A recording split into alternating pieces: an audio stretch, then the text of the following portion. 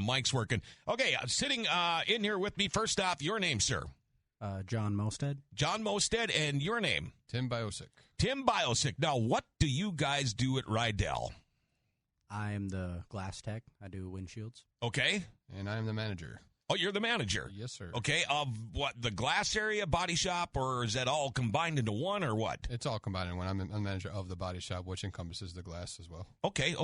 You guys look young. Apparently, you've been doing this for a while, though.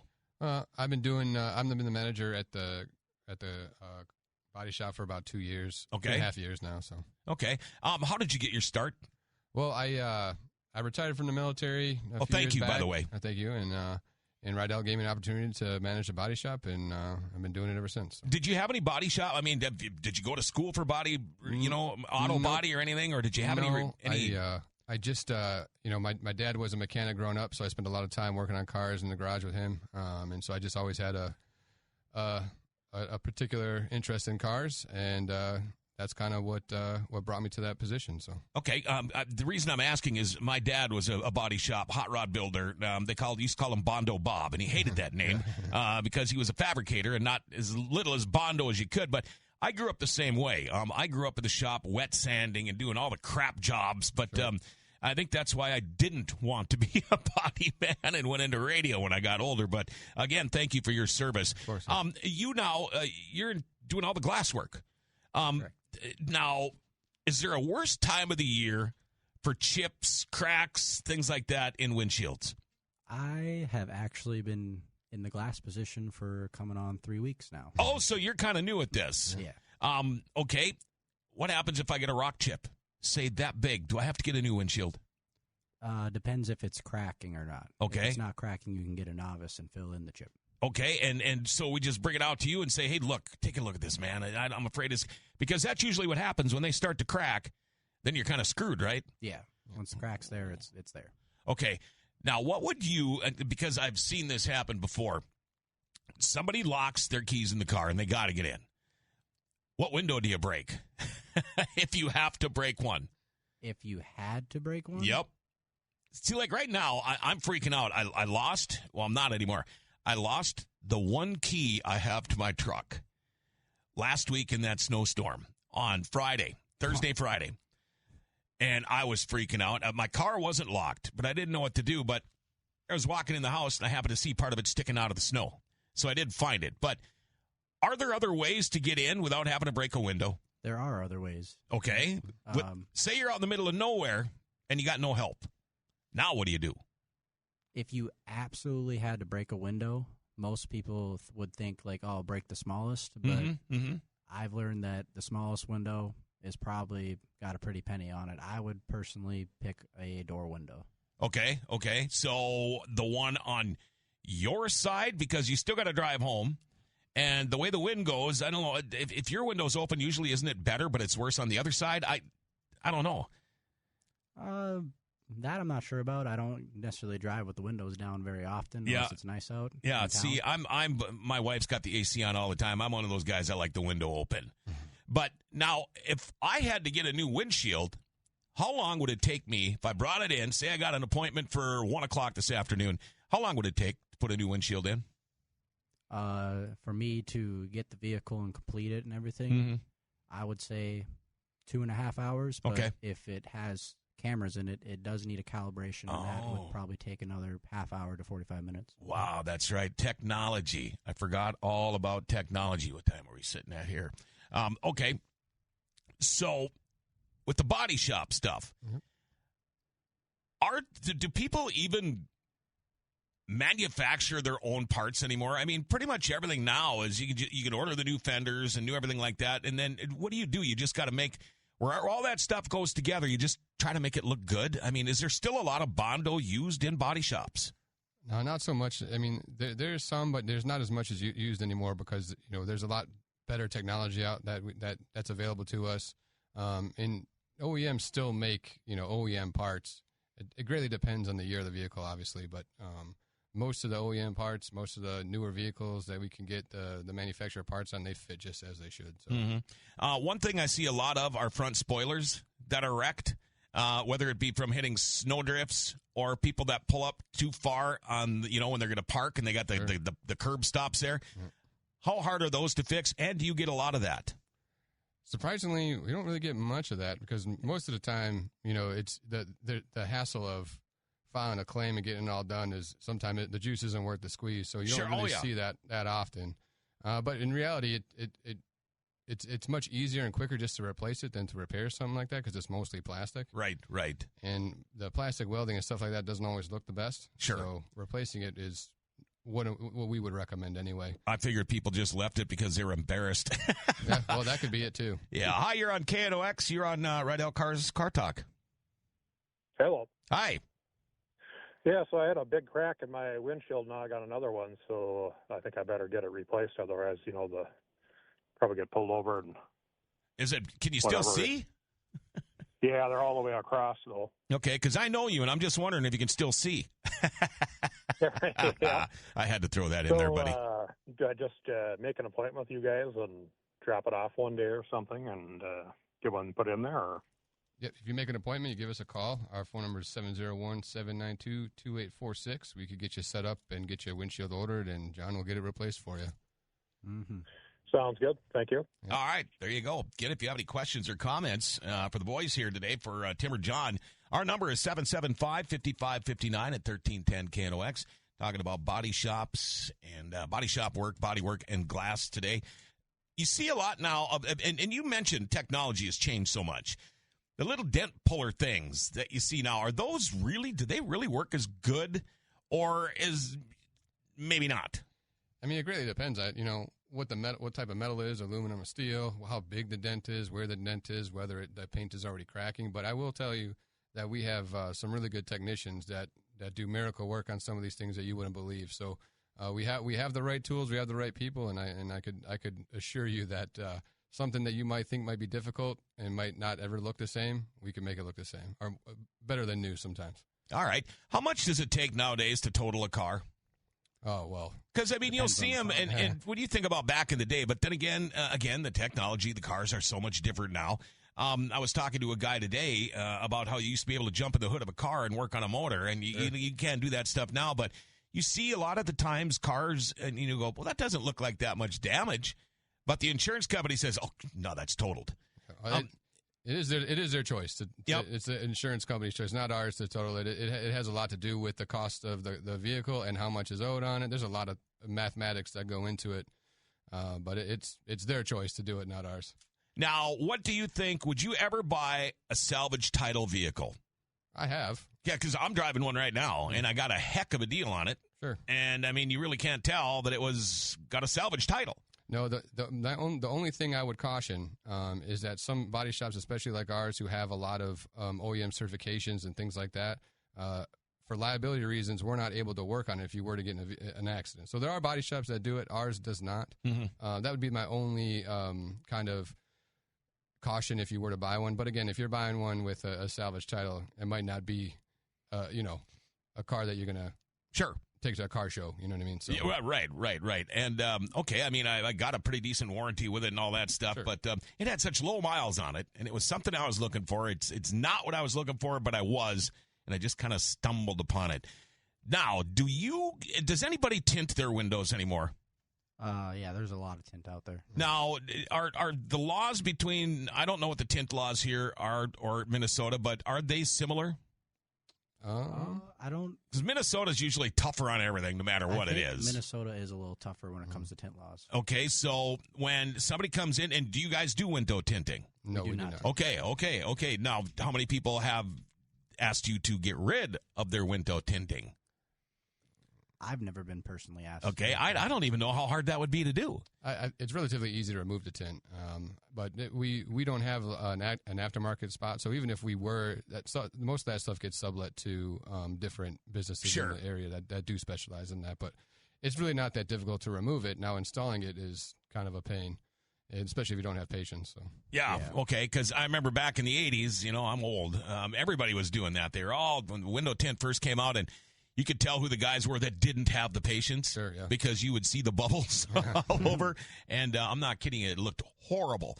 So the way the windows are now, though, they're pretty good. I mean, you still see people put the thing in their front window in the sun and all of that, but are windows pretty good now at keeping the sun out of cars as far as fading interiors and things like that?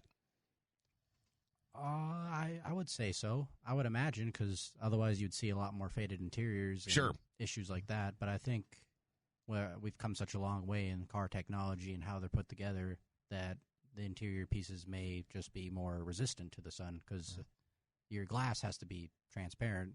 Okay, sure. Now, are there colors of cars that, I mean, obviously black attracts the sun a little more heat, but do those cars tend to have things inside of them fade quicker or paint fade quicker or anything like that? Or is there a specific color that's easier in the sun and the hot and well, it's, Mother Nature? I mean, it's difficult because there's so many different variables that come into play. But I will say that if you want something easy that's cheap, straight black is the best way to go. But as soon as you start getting into like the Puro black and things like that, anything that's like a tri-coat, it becomes a little bit more difficult. But a lot has to do with, how it was painted and the types of materials that were used and how long it sits out in the sun. There's a lot of things that could affect whether or not the paint fades faster or slower. Mm-hmm. How much has technology changed, like in the paint booth at Rydell, compared to what it was, years ago? Oh, boy. I could tell you that from what I know, the paint booth we currently have, we could get through, 10 cars in a day. Wow. Compared to previously where it would take, we miuld be able to get through one or two. I was going to say maybe two. Right. And so some of the technology we have now, I mean, most people wouldn't even believe how the stuff that we have that makes our job much easier, and it makes the product look much better. So. Sure. How, on the average, maybe this is a dumb question, maybe a lot of these questions are dumb, but say I got in a wreck and I've got to have the door done and a quarter panel. How many coats of paint does it take to match? And do you ever have to just say, we got to paint the whole thing? Very rarely do we ever say we paint the whole thing because we blend. So okay. we blend into, like if it fades or something like that. Okay. Yeah. So we blend into the paint that's already there. So a lot of the times, I'm probably going to say 99.9% of the time, you won't even notice that we blended it in because the blend job is so good that it just looks like it's been there. Right. But there are some times where it comes out of the booth or something like that where it doesn't look quite right. We just redo it, make it look good. So okay, now I've seen where you can buy the car paint, the little bottles of car paint for maybe touch-up rock chips and stuff like that. But I know on a black truck, you still can see it. Oh, yeah.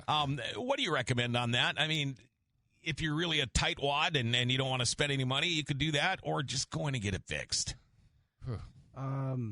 I would say go on and get it fixed. In reality, if it's that big of an issue for you, because a touch-up is not a guaranteed match. Right. Like a touch-up's just a quick and easy way to cover up a chip, and when you put a little paint in there, it does prevent like corrosion. Sure. Well, that's just it. You don't want it to rust, and that has a lot to do with paint nowadays. I do know one thing: my black truck never looks clean. Yeah, well, I could run it through the car wash, and within 3 blocks, it looks like it needs car wash again. But that's the way it goes when you buy a black truck. That is one of the downfalls of owning a black vehicle. And if you're really particular, I would suggest that you get it cleaned real good, and then you get it ceramic coated. That does help, but either way, you're still going to see those really light circular marks in there. Sure. And that ceramic coating, that's a new thing that's really cool. Yeah, it's very interesting. Yes. All right, we're going to take a little break here. It is Rydell Cars 10 Cano X. John Roberts on a Tuesday afternoon. It is Car Talk brought to you by Rydell Cars. If you have any questions or comments for Tim or John, hey, feel free to text or call. Our number here at the studios is 775-5559. Got a caller or a texter wondering, is red still a color that fades quick? Oh, well, I guess, are there colors that fade quicker than others? I mean, I don't know. What do you think, John?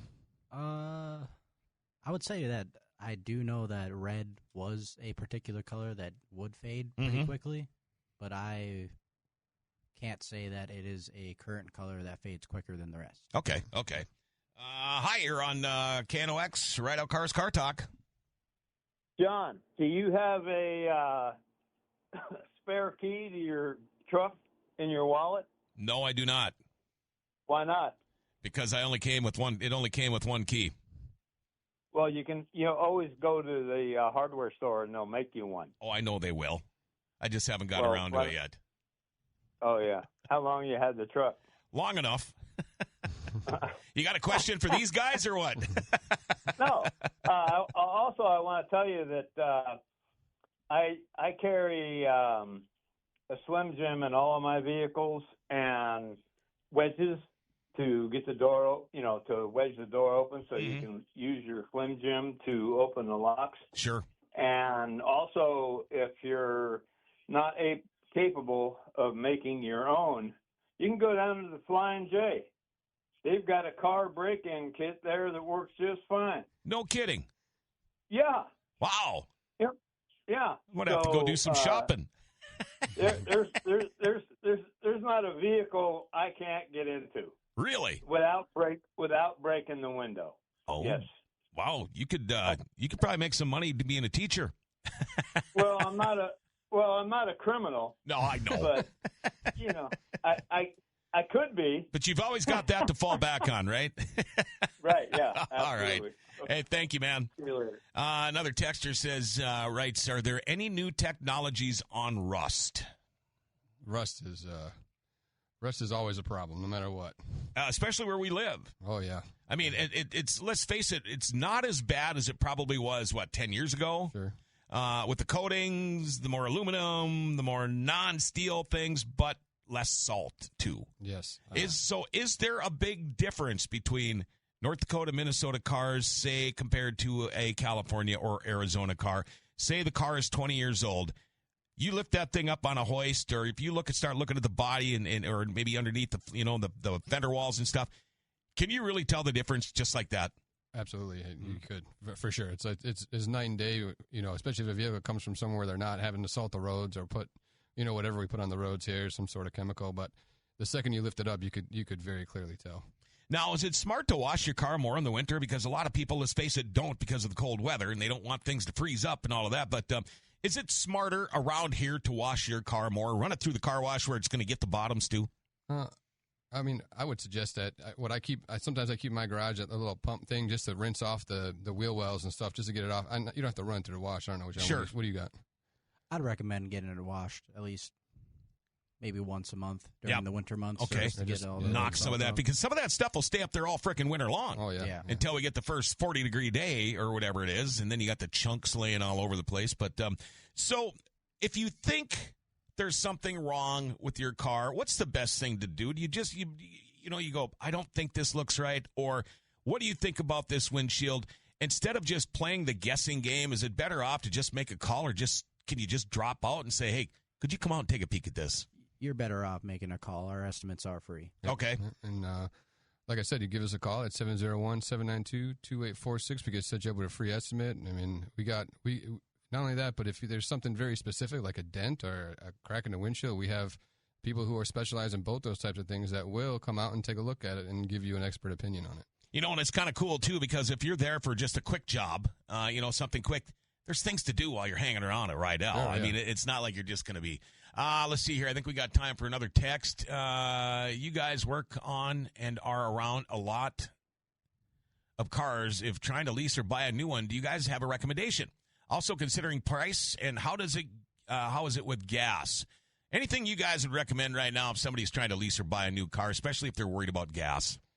Oh, I mean, if you ask me, my personal opinion is that's definitely a personal choice, right? Like you got to look at your personal situation and figure out what you can afford and what you can't. I mean, it just greatly depends, right? You gotta live within your means sometimes, and sometimes it's not always easy, but.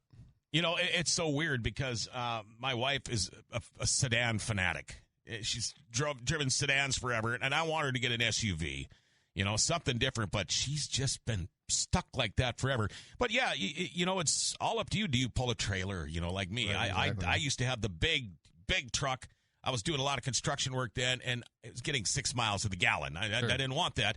So I downsized, and I got the Colorado with the 6 in it, and it pulls my boat just fine. It pulls my utility trailer fine with my four-wheeler and all that stuff. So it's pretty much everybody up to what they want.